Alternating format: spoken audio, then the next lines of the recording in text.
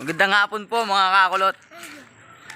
So, ngayon po mga kakulot, oras na po para manguha ng mga tanim. Puputol nga po pala ako ng isang bunga ng aking kalabasa. Kasi wala kaming ulam. Yun ang ulamin namin. Ito. Yun ang puno ng kalabasa ko. Ayan. Ayan. So, manguha po kami ng bunga.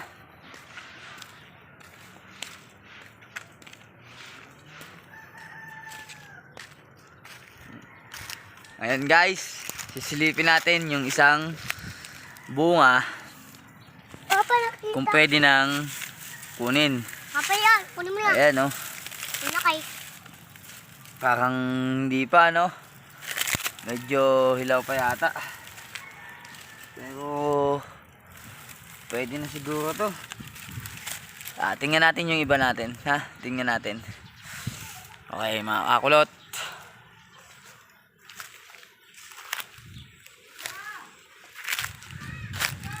Pa tayo dito. Huwag yan anak. Huwag mong kunin yan. Dito muna tayo. Ito. Katakip. Sinatakpan ko kasi sila para hindi mainitan. Natutuyo po kasi pagka naiinitan eh. Sayang naman yung bunga. Ayun oh. May isa pa. Ito. So ito hilaw pa to siguro kasi green na green pa eh. Tsaka naiinitan yung ano. Wala kasing sapin. Sige. Lagyan natin ng sapin. Lagyan natin ng mga dahon anak.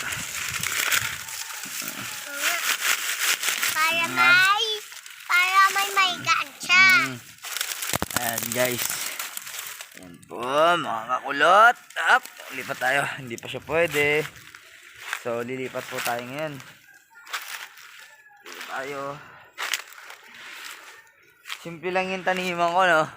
Alam mo walang mga bunga eh. Ayan. Anak huwag mo namang tapak-tapakan basta. Ayan o. So ayan guys. Kita nyo may nakatakip na naman. Aba, nakay. Ibig sabihin yan, may bunga po. Shing! Ayan o. Ayan mga ulot. Mayroon pa dito isa oh.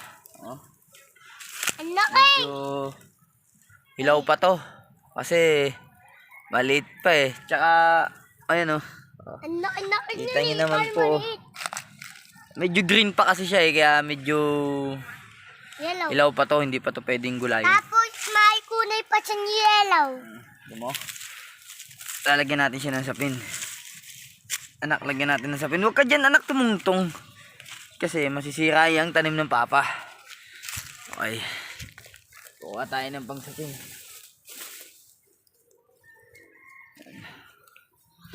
Ayan. Ito pinaka-sahig niya. Para hindi sila mangitim. Mainitan. Ayan. Tapos tatakpan po natin ulit. Ayan. Di ba? Hindi na po siya makikita ng mga bata dito. Kukunin lang kasi yun eh. Ikot naman tayo ulit. Tingin-tingin pa tayo. Anak, wag ka dyan.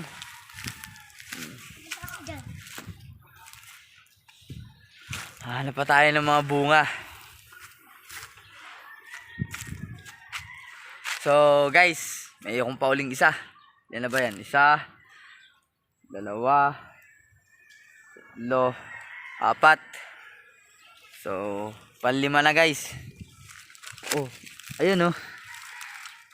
Ayun. Nakikita ng anak ko. Alis ka dyan anak. Ayan guys. So, panlima na po ito.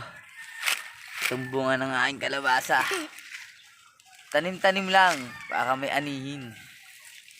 Lagyan natin ng sapin anak. Susugatan kasi siya. Huwag yan! Ito. Hindi yan. Huwag mong kukunin yung mga dahon mismo ng kalabasa. Alis ka dyan, alis ka dyan. Alis ka dyan anak.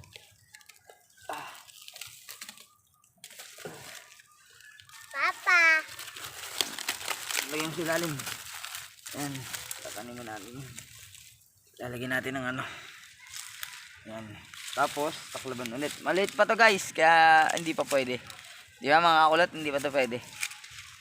Okay, lipat po tayo ulit. Op, anak! Huwag mo namang sagasaan yung tanim ni Papa. Okay. Saan ba tayo pupunta? So, guys, palima na yon. Ito pa, 6. Papa, may nakikita ako. Alis ka muna dyan, anak.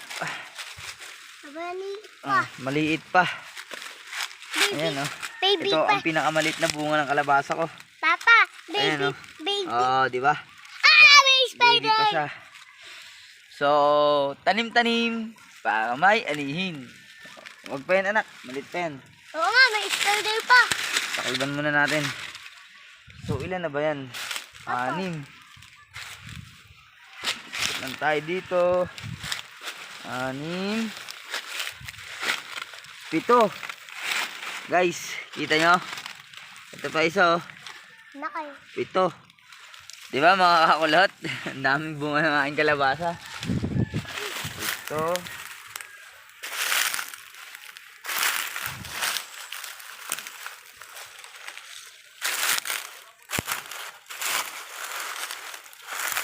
Yan, 7. So, mga kakulot, pipito lang yung bunga ng kalabasa ko ngayon. Kukuha na po ako ng isang pangulam. Pwede na to. Okay. So, kukunin ko na po itong isang bunga ng kalabasa ko. Hello po yan. Ito po. Okay na to, anak. Ayun. Saka mo to. Dalawa pa. Oo. Isa lang. So, guys. Sino Ito lang po yung kalabasa ko. Ayan, oh. Ding! Okay. So, ang ulam po namin ngayon ay kalabasang may gata. May ka na, anak. So, abangan nyo po mamaya, magluluto ako na ito. Sige. So, bye-bye po ulit, guys. O kaya mga kakulot. Bye-bye.